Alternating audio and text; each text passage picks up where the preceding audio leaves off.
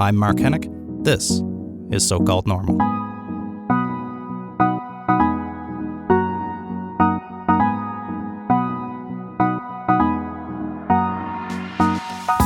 Hey folks, welcome to So-Called Normal. I'm Mark Henick. Today on the show we have Kalen Allen. Kalen is a member of the talent at the Ellen DeGeneres Show. You probably know him if you've ever watched that show and have seen his spots on there from his absolutely hilarious reaction videos to recipes. If you haven't seen them yet, look them up. I've been watching them nonstop. He's the host of OM Kalen and Saturday. You can find him at the Kalen Allen just about everywhere, Instagram, Twitter, everywhere else. So I really enjoyed my conversation with him about life as an influencer, how his life completely changed following the bowl of 7-Up salad. If you look him up or if you listen to when you listen to the interview, you'll understand more.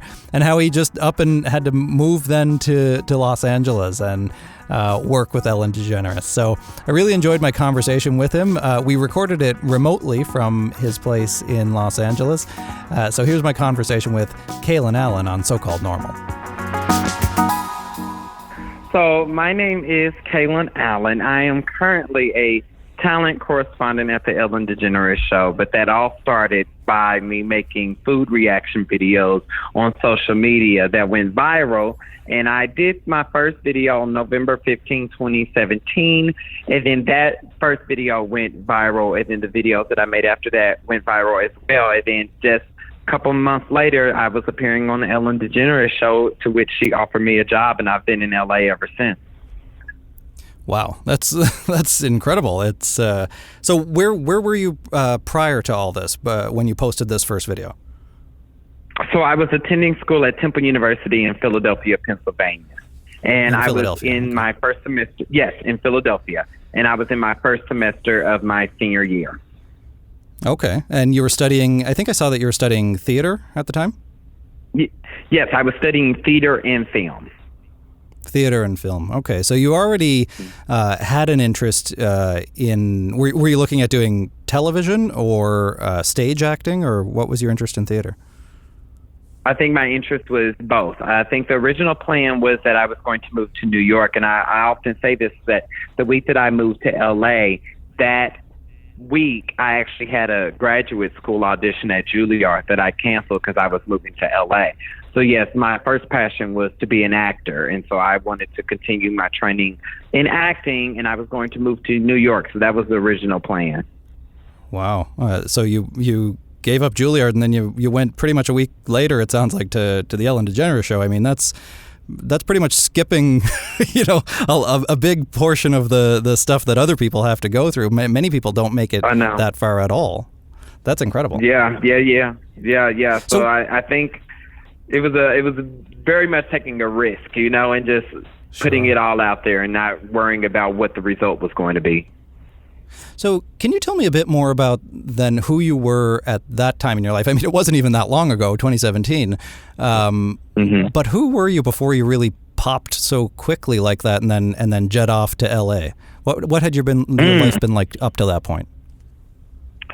I think before then, that's a good question. I think for me, before all this happened, I was just a person just trying to figure it all out. And I think I'm still figuring it all out, but there's a different sense of stability now that I didn't necessarily have before, and security. I will say that after moving to LA, I feel like I was forced to find myself very quickly, because I think it's very easy to lose yourself in Hollywood just because you have a lot of people around you that don't know you but tend to want to tell you that they know the best for you.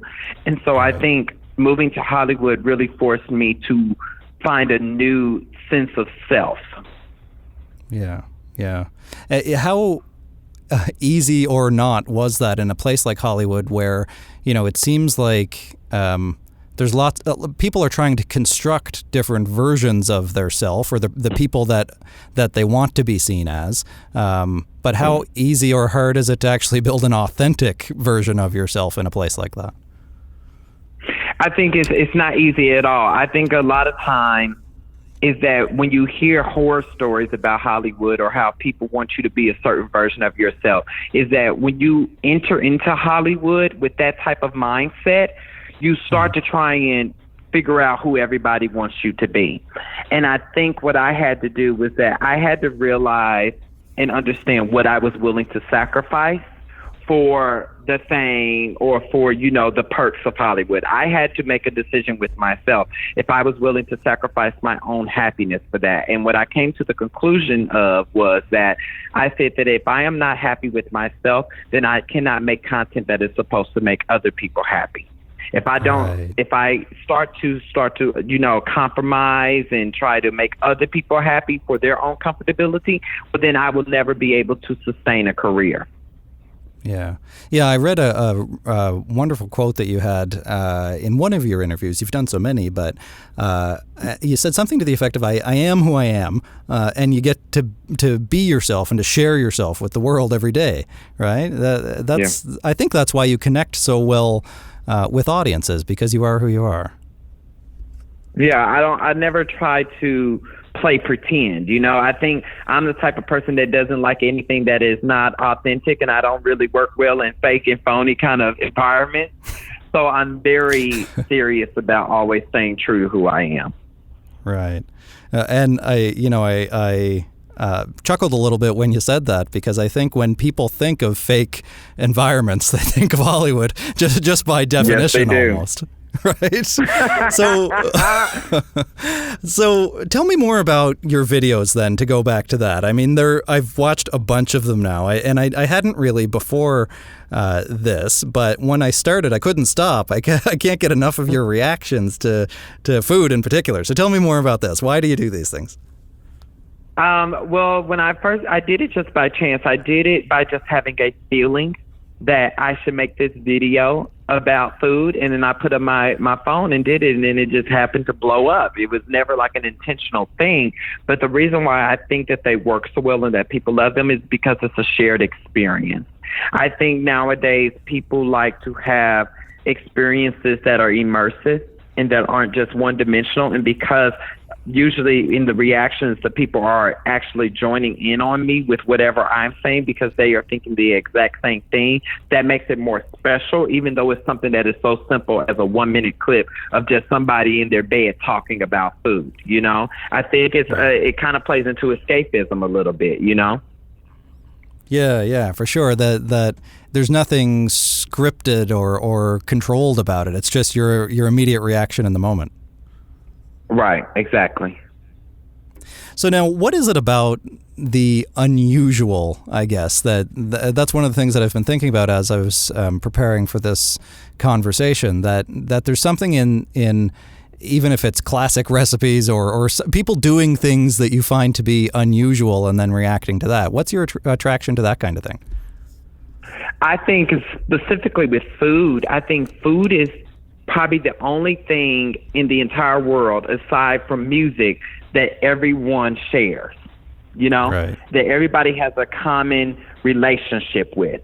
So when we have food that we are very, used to eating one type of way, whether you add a different type of seasoning or something like that, when we see that start to be changed and modified in a way that we've never seen before, it really shakes us up, Because it's like when you go into a restaurant, usually, you're going to get mac and cheese probably 1 or 3 ways, But when you start adding things that are just absolutely out of the ordinary, then that makes conversation, and that makes you want to talk about it and find out, well, why did they do that? It starts to make you question things and question the way that you do things in life. I think it has a lot to do with how we are scared of change, or even how we, a lot of people don't like to be uncomfortable. I think when we start to change things that are very stable and secure in our lives, we start to want to have discussions about it. And I think that's why people find those food videos to be so entertaining and why we find it so obscene and obscure. This show is called So-Called Normal, and that's partly based on the idea that, I think we're all striving for this ideal version of what normal means, this social media kind of version that everybody else has this great normal life. Well, it turns out actually nobody's normal. There is no one, standard of having a life, that everybody does it a little bit differently. I can you tell me, and I mean this in the best possible way, were you an unusual child in some ways that you're attracted to this idea of unusualness?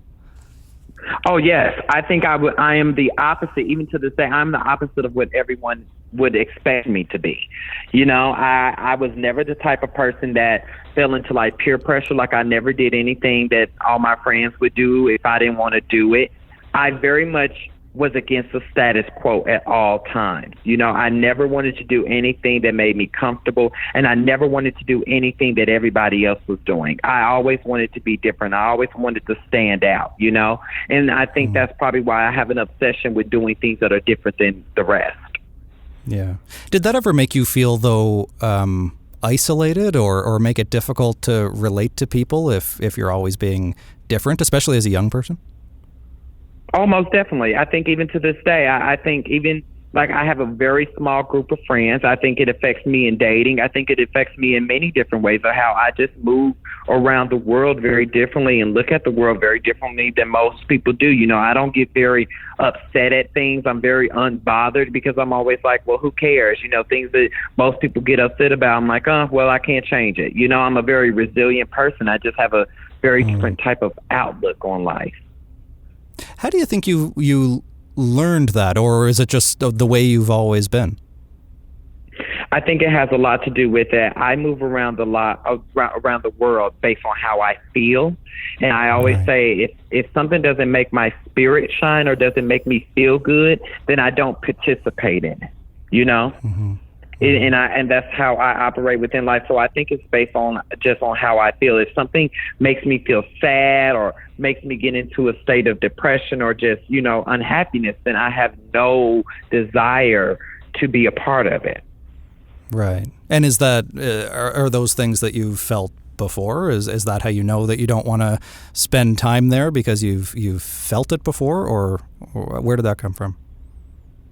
I think that comes from growing up and being told that what made me different was what was going to keep me from having like a successful career or being able to have friends or to be, budding in this world.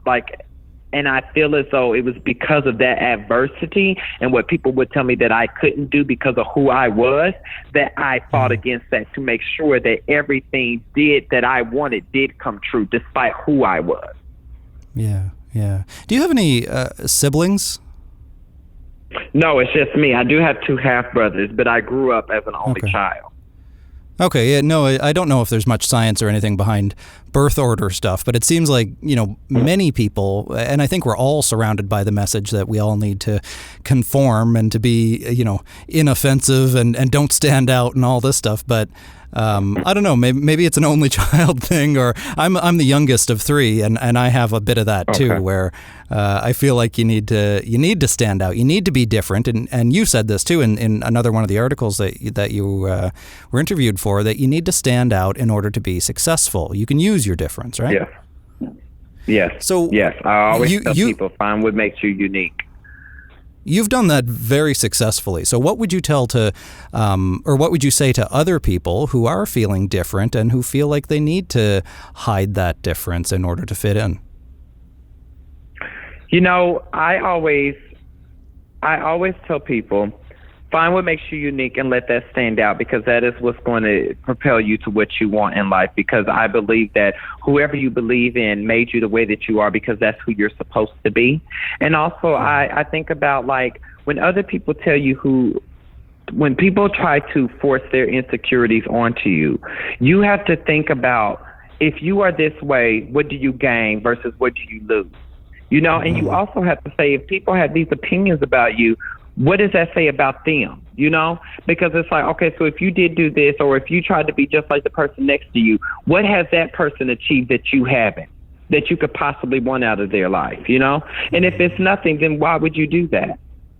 Look at the results of other people that try and force their own opinions onto you. And at the end of the day, when you go to sleep at night, when you wake up in the morning, there's only one person that is looking back at you in that mirror, and that's yourself. And that's the only person you have to be happy with. Yeah. Who were your most important role models, do you think, in terms of teaching you that kind of mindset? I would say my most important role model would be my mother.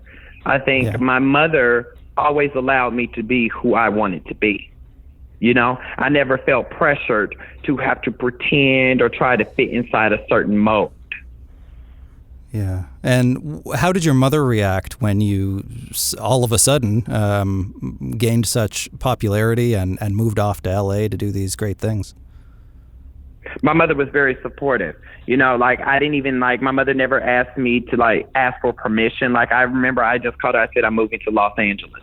And she understood that because she knew that she had given me the tools that I needed to be successful and to be able. I'm a very independent person, have always been. My mother, even though I was the only child, made sure that I was very independent, that I could take care of myself. So she knew that I was going to enter into this Hollywood scene with much discernment and be able to make my own decisions and move about it, very intelligently. Yeah. What are the biggest differences that you noticed, going from being a college student to heading off to LA and signing a contract with Ellen DeGeneres? That's a pretty radical life change.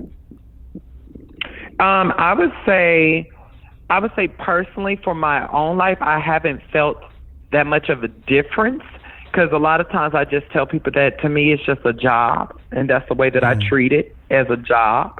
I think one thing that I've noticed is that I've become more, I would probably say, isolated with myself.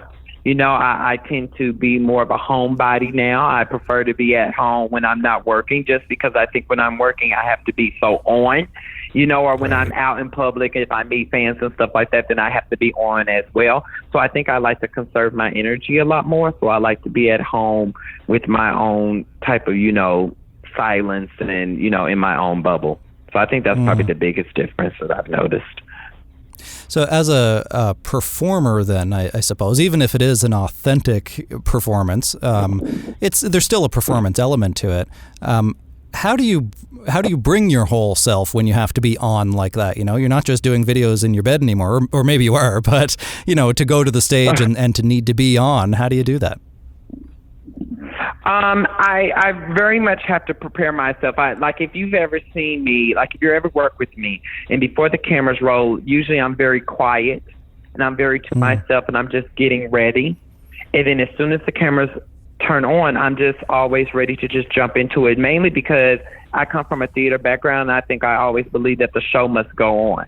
So when the cameras come on, I'm like, okay, let's go. I have a job to do. I have people to entertain. I have people to make happy and make them laugh. And I think that's of the utmost importance to me, is to always do a good job. I always say, people can say whatever they want to say about me, but what you will always be able to say about Kalen is that he got the job done. Yeah.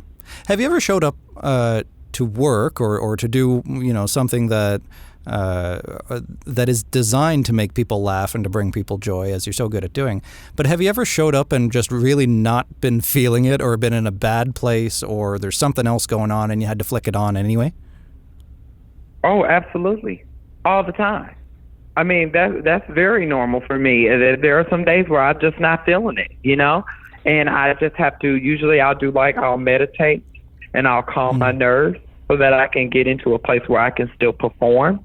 And then once I do that, then I probably find a different way to go home and just relax and just chill out and breathe, but I definitely would say that happens. Yeah. Now, you've heard, I'm sure, like anybody who's in the public eye, you expose yourself in what you're feeling. And if you're being vulnerable, if you're being authentic, then you're exposing your real self. And I think one of the reasons that people don't do that as often as they should is because if people criticize the product you create, they're criticizing the real you. They're not criticizing a character, right? So how do you deal with that? How do you deal with the feedback of people commenting on your work, both positive and negative? So I no longer read the comments anymore. I did at the beginning, and it really started to get to me, mainly because I couldn't understand why people would be so angry over some food videos when it doesn't affect Right. anybody. You know, I was just like, it literally does not affect anyone in their livelihoods. I'm not like taking money from people, like, and it's not even making fun of people. You know, it's making fun of the creation, you know, and what that is, you know. But I just couldn't understand that, and it really started to make my heart just feel very dark. And as I said before, I don't do anything that doesn't make me feel good. So I stopped reading the comments and only started to focus on just making good content and releasing it. And if people didn't like it or whatever, that was their problem. As long as I was proud of the work that I was creating, then I was satisfied. I was content with that. So I really had to separate my personal self from the art. That's a refreshingly healthy approach, because I think so many people they can't break away from the comments in that way, right? They live off of the feedback of others, but that's not always so healthy. No, it is not. So what have you learned since moving to Hollywood? I mean, you've been there now for two and a half years or so. I'm sure it must have been a steep learning curve for you there. Yeah, I think I've learned that you can't say yes to everything. I think I've learned that sometimes you just need to take care of yourself, you know, and do self-care, and sometimes you just need to take a break, and that's healthy.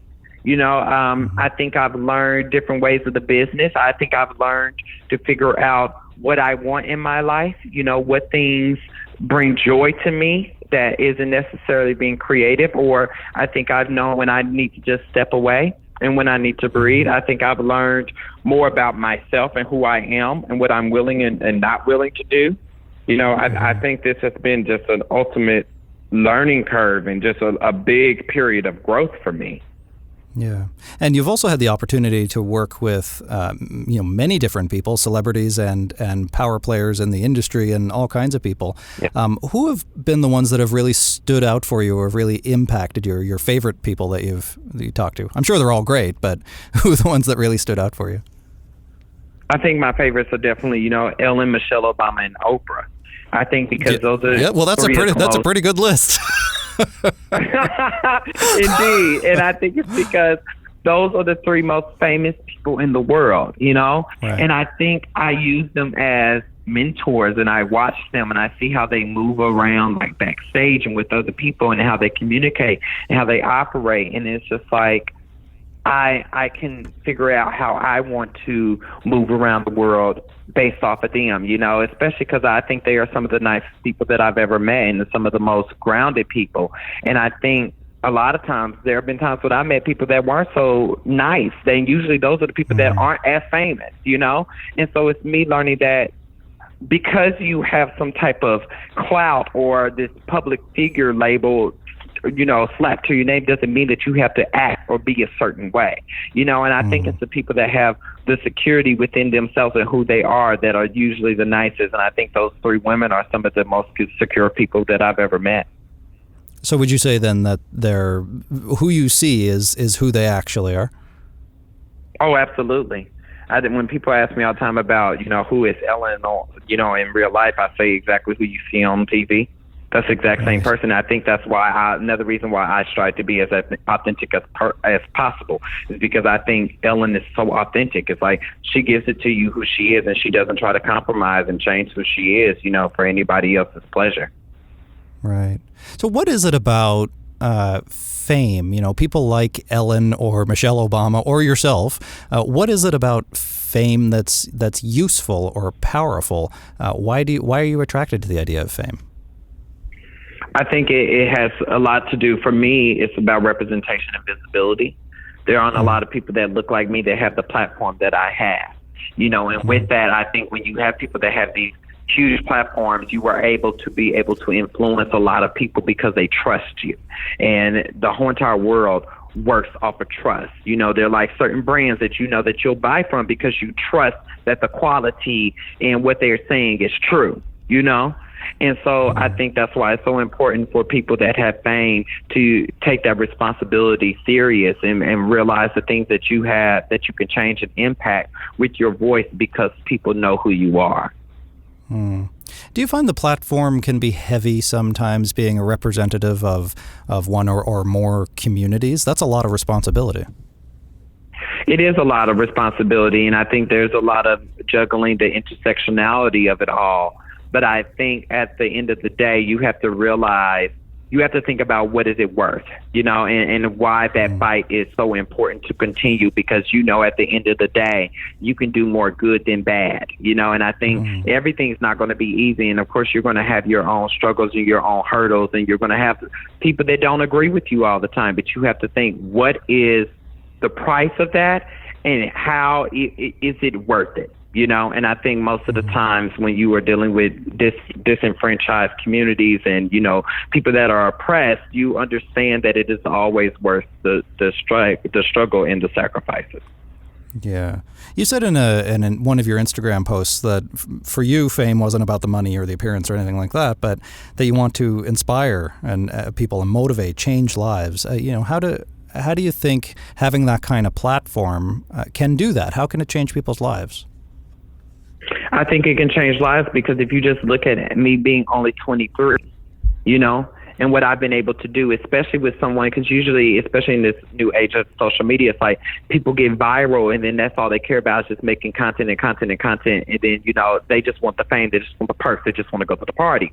That's not how I move about the life. It's like, so I've taken these viral videos and I've built a career out of it. I think that is a teaching moment for any young creator of anybody that says, just because, for instance, also is that I think a lot of people don't take people that are creative or YouTubers seriously.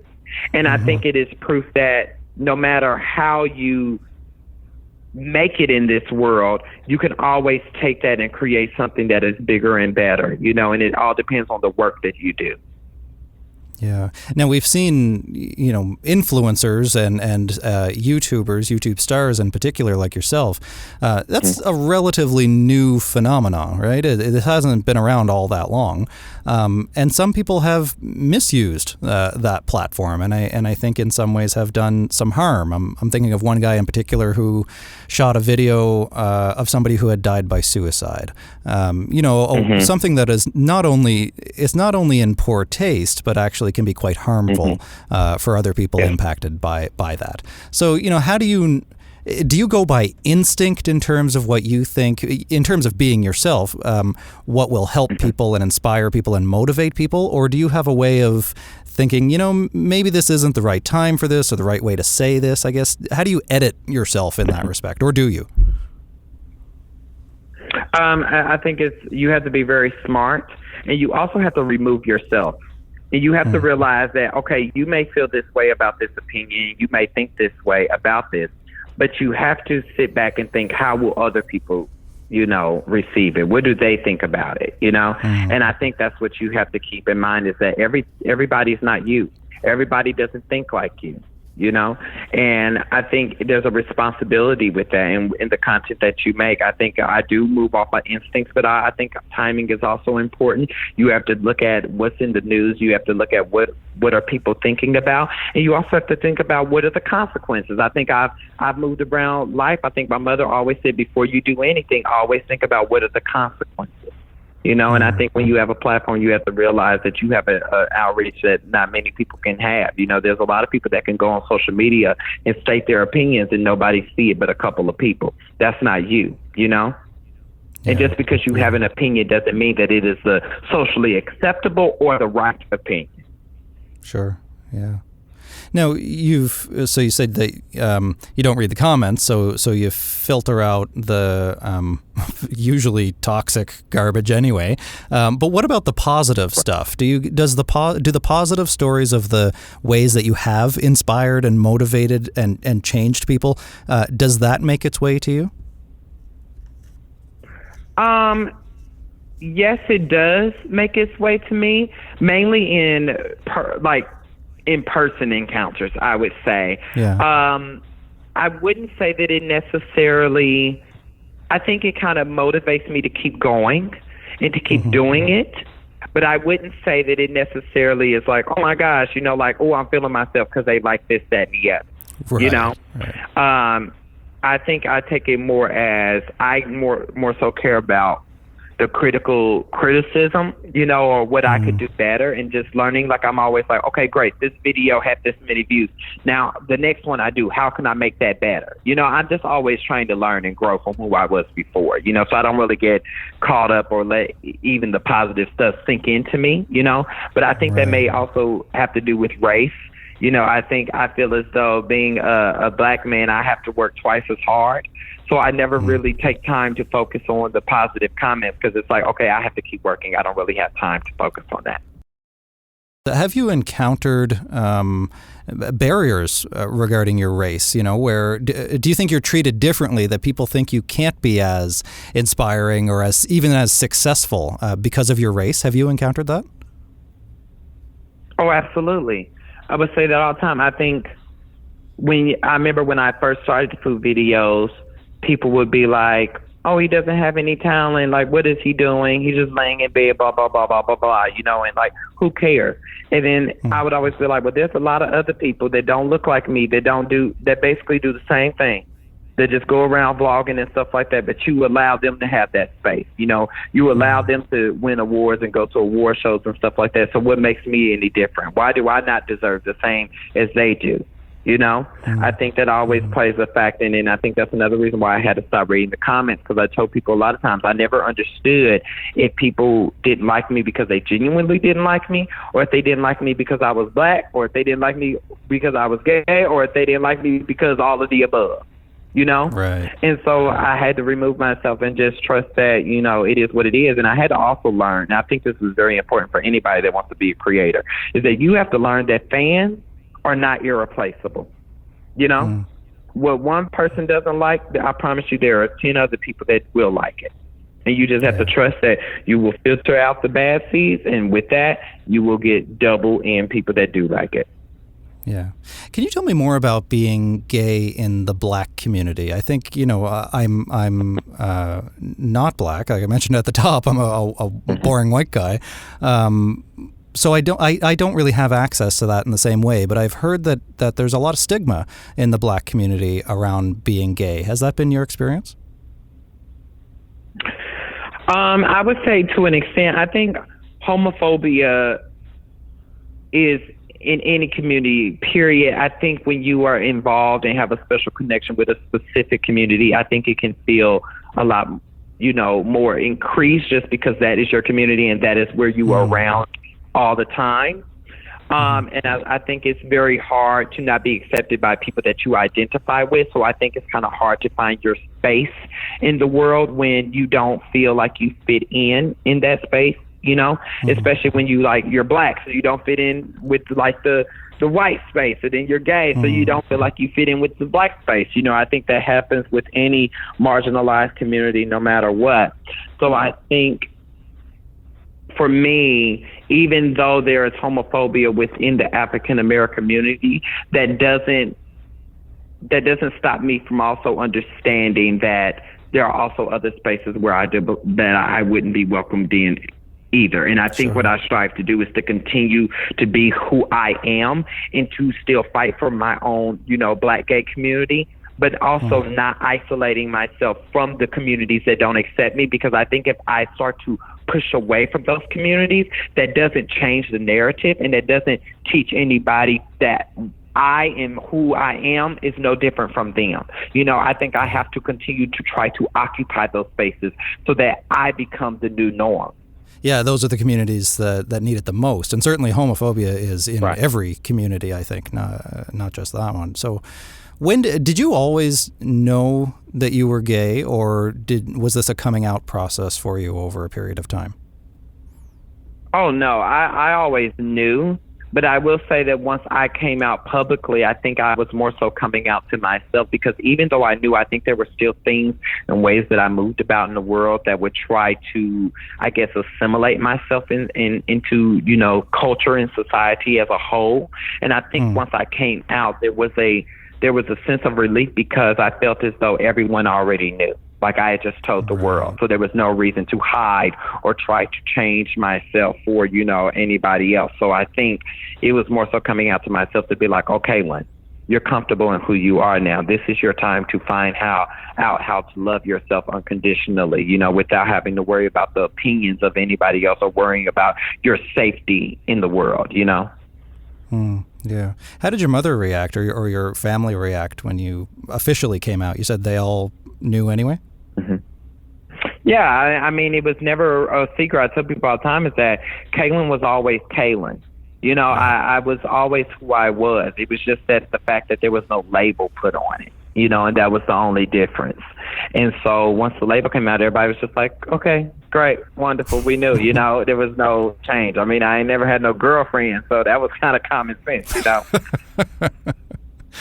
Yeah. Now, what do you think you have encountered, and I know you don't pay a lot of attention to it, but what do you think you've encountered more resistance for, being an African American, being a black man, or being a gay man?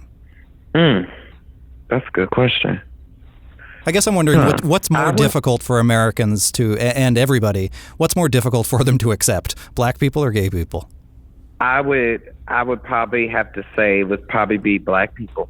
Honestly, I think it would probably be my blackness that makes me stand out. Like, for instance, like I feel as though I can't necessarily speak up about like Black Lives Matter or stuff like that, because I think that is still a concept that people don't understand. I think we live in a state of pretending and wanting to believe that we are all created equal when that is not true. We weren't created equal from the very beginning, and that still lingers. It just doesn't disappear just because everybody says, oh, you have the same rights as everybody else, that is the case. I think homosexuality has started to become more accepting within, the world in general, especially in certain cities, like LA is very gay friendly. Do we still have homophobia? Yes, I think, but my blackness is one thing that I can't mask. You can assume that someone is not gay or if they are gay. But every time I walk into a room, my blackness is the first thing that is prevalent. That is what you see first. That's something I can't wipe off or mask away. Mm-hmm. And how have you, or where did you learn, I'm trying to phrase this correctly, in the same way it seems like you did around being gay, how did you learn to have pride in your skin color as well? I tend to not fret about things that I can't change. Right. And I think I always, like I said, find what makes you unique and let that stand out. I think my blackness and my gayness combined is what makes me magical. It's what makes me special. I think if I was not those two things, the food reaction videos wouldn't have worked. Because I'm black and had a specific connection to cornbread and how it is generally made, then I wouldn't have been able to have the commentary that I had on it. There was cultural significance. And so because of that, that is why I hold on to it, because I know that makes me different and that's what makes me special. Yeah. And do you find that your audience is primarily of people from black and gay communities, or is it really intersectional in that respect? I think it's very intersectional. And I think that's what's the best about my community. I talked about food being the one universal thing. I think everybody can relate to it. No matter what, if I'm making a comment that is specifically like only black people get, or there's a comment that only gay people get, or there's a comment that only white people get, I give every single community something that they can relate to. So I think it's very intersectional. Yeah. Now, I mean, it doesn't get much higher than Ellen, Oprah, and Michelle Obama. But who's left that you would really like to connect with, to talk to? I think everybody will probably already know this answer, and it's definitely Beyonce.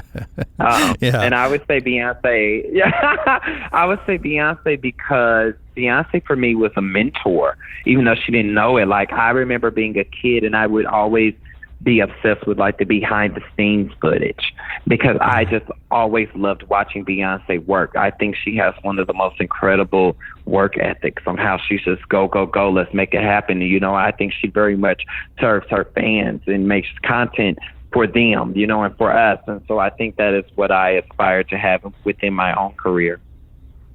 Well, so Ellen knows what to get you for your birthday now, right?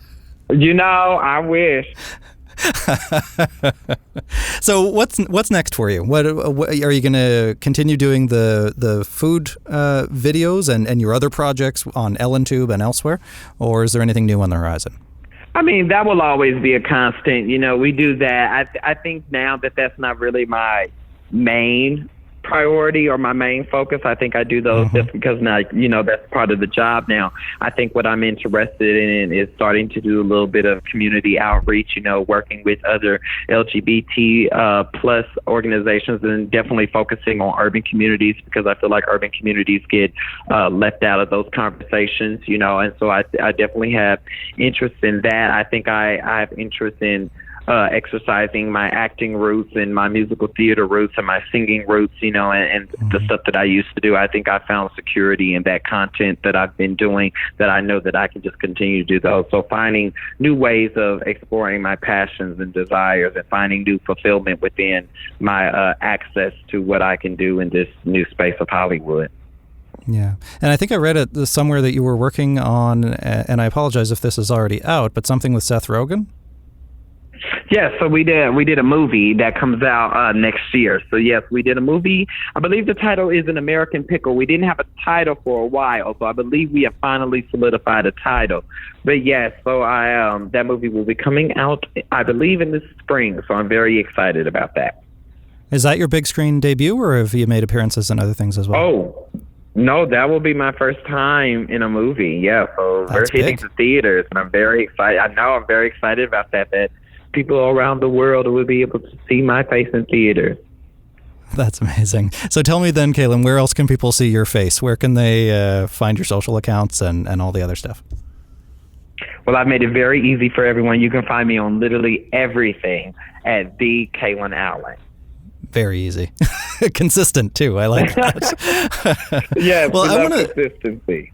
Yeah, I want to thank you so much. I really enjoyed this conversation. I wasn't sure entirely what I was going to get into, but I really liked it. And I think it's a number of different angles that we haven't really had on the show yet. So I want to thank you. I'm so grateful to you for coming on here, but also for the work that you're doing every single day. I think it is important. I think it is motivating, and I think it is actually changing people's lives. Great. Thank you so much. I appreciate that. That's it. That's my conversation with Kalen Allen from Ellen. You can find him on Instagram, Twitter, and everywhere else, YouTube for sure, at the Kalen Allen, KalenAllen. Look up his recipe reaction videos for sure, but everything else that he's doing. I really enjoyed my conversation and the diversity of it with him, and how we were able to explore his experience from a personal level in making such drastic life changes, and how he's able to maintain not only his humor, but his well-being. So I'm so grateful to Kalen for coming on the show. If you enjoyed our conversation, head on over to Apple Podcasts or everywhere else, Spotify, Stitcher, Google Podcasts, wherever else you listen, and subscribe to the show. Scroll on down to the bottom, leave us a star rating, leave us some comments there about what you thought, any questions you like, and share on social media. You can tag me as well. I'm at Mark Henick, that's at MarkHenick, or you can go to markhenick.com and leave me some feedback there, or catch up on any of the past episodes that we've done as well. I want to thank everybody who makes the show possible, of course. Everyone here at Entertainment One, Kimberly and Adrian and everybody else. The team is always growing and changing. And my wonderful editor as well, Dave, for making all this possible. That's it for this week. We'll talk to you again next week on So-Called Normal.